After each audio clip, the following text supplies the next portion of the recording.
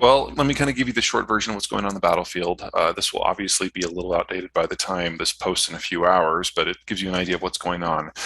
There are three major thrusts. The Russians and the Belarusians. Belarus, by the way, no longer exists as a country. It has now been sublimated into Russia.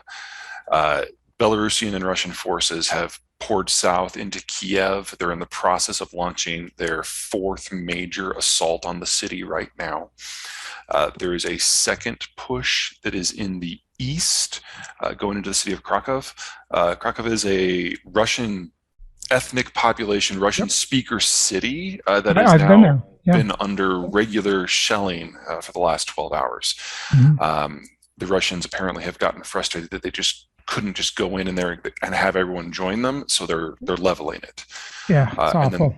And then there's a third front in the south where forces from Crimea and forces from the secessionist enclaves in the southeast are joining together at Mariupol.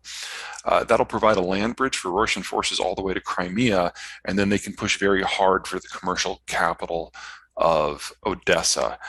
With the fog of war and everything, it's really hard to say who's going to be successful when, but I would expect that third front to be the most important one for the next few days. Mariupol can't hold out much longer, and after that, all the forces that were dedicated to that will be able to pour towards Odessa, and Odessa doesn't have nearly the capacity to resist that Kiev and Krakow have.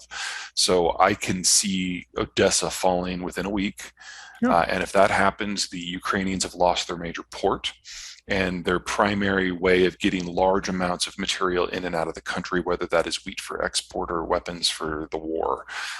After that, the Russians will probably do a couple north-south thrusts to chop up what's left of the Ukrainian army, and then we segue into the really, really brutal chapter of this. Once the Ukrainian army is defanged, this becomes a partisan conflict with guerrillas.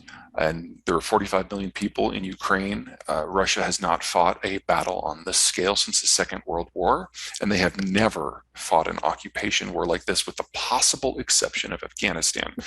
But in Afghanistan, you have your population centers, and then there's not a lot else. Right. It's desert. Here it's farmland. So Ukraine is a forest of small towns and fields, and fighting a partisan war, well, ask the Russians, because that's how they've defended themselves in the past. So this is going to be a million plus, probably 2 million plus Russian troop occupation in an attempt to pacify this country. And it is going to be long, and it's going to be brutal, and it's going to be bloody. Let me give you the Russian case. I mean, obviously, ethically and morally, there's nothing that the Russians are doing that is beyond to be perfectly blunt, that argument's bullshit.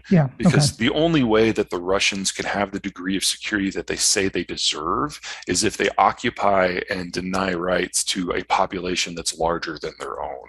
Right. So the Russian position, which is not insane, is that Russia has been invaded dozens of times in its history. All of the invaders have come through the same 9 pathways, breaks in the mountains or between the ocean and a mountain range. And so the Russian position is we need to physically expand the footprint of our country until we reach those barriers and can plug those gateways. That is the only way we can be safe. Right. Well, not because it was a world power, although they don't mind that, but because the Soviet Union controlled all 9 of those gateways, because it controlled all of those territories. Right. But the Soviet Union, when it fell, only had 300 million people. Russia today only has 140 million. And all those other territories combined, that's over 200 million people. Yeah. So the only way Russia will stop, the only way that Russia will be satisfied is if they get it all, because they see that as the only way they can be safe. Today, no one, but Russian history is replete with examples. Sure. So they're not thinking about this moment. They're looking forward, because the Russian population is dying out. And if the Russians do not secure their beachheads, their gateways in the next few years, they will lose all military capacity to do so. And so the only thing that is worse from their point of view of doing nothing and just allowing time to take them over is if they try and fail. So if they move out, they get condemned, their economy crashes, and they still can't secure those gateways, then Russia ceases to exist less than a decade after that. You remember a few years ago when Trump was president, he went to the Koreans, the Japanese, and the Germans. They said, you need to increase what you're paying for us as compensation for the bases by a factor of 5. The Germans said flat out no, and we're still dealing with the fallout from that. One of the reasons why our response to Ukraine has been so limited is Trump destroyed a lot of the intellectual and diplomatic and even physical infrastructure that was necessary. The Koreans dickered over the price, and they're paying the price for that now. The Japanese tipped us. And so Japan is in with the United States almost as if it was American territory. And if this war had happened 5 years ago, Japan would not be participating in the sanctions. Instead, they were the third country to sign up. They've realized what they need to do in the long run. They've found a security sponsor. They're paying us to remain interested. Well, Ukraine controls 1.5 of those gateways. So that's specifically what they're after here. With a lot of the other interventions in the past, whether it's in Georgia in 2004, Crimea in 2014, Nagorno-Karabakh last year, Kazakhstan this January, that allowed the Russians to get boots on the ground in many of these gateways. If they capture Ukraine in its total, they will now, or would, have access to 7 of them. You're getting pretty close to what they consider success. Yeah, I mean, none of the sanctions that are in place are enough to whap the Russians up the side of the head and give a second thought. But I am quite pleased that the West is not dead. We haven't been able to get NATO to agree to anything of substance, in my opinion, since 1987. And to have the strictest sanctions in human history in place, to have the Russian central bank shut off from all financial avenues, it can't access dollars or euros or yen or Aussie dollars or Swiss francs, even ones that they own are now beyond them. That is an amazing agreement. Like I said, it's not enough.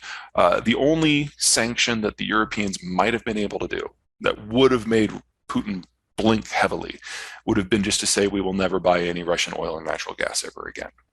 Could they even do that, though? Not without a lot of pain. Yeah. The Russians, based on which country you're talking, on average, it's 40% of their energy needs. And so if you were to get by without 40% of the energy you needed for the next year, your life would look very, very different. So I understand why the Europeans are trying to have their cake and eat it too, but it's not going to last. There is no way you have a war in a country as large as Ukraine, with as much infrastructure as Ukraine, and with the tactics that the Russians are going to have to use, and that energy is still going to flow. So one way or another this year, probably in the next few weeks, those energy flows are going to shut off anyway. That's not how they think of things. Russians pride themselves to a degree on privation, and the sort of people who would push back against the government are the kind that are eating the imported cheese. They're not the kind of people that are going to pick up a soldier and march, or pick up a weapon and march on Red Square.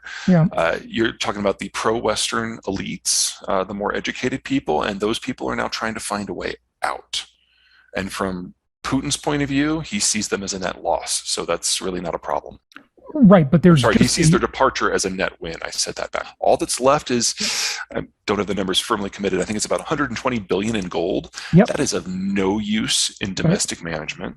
And then like 60 billion in yuan, which is yuan that the Chinese don't want back. So they're already there. They're already scraping metal. They're built domestically. It's entirely possible that they will find that they have some components or some weapon systems that they didn't adequately prepare for, and that will turn the war into more of a slog.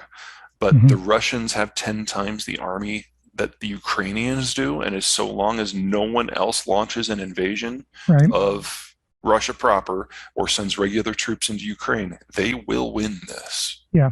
But the Russians have done this off and on for 70 years. And so all the people in the West who nuclear policy is a responsibility, they all perked up. They all looked at it very, very closely, and they're like, okay, nothing's really changed.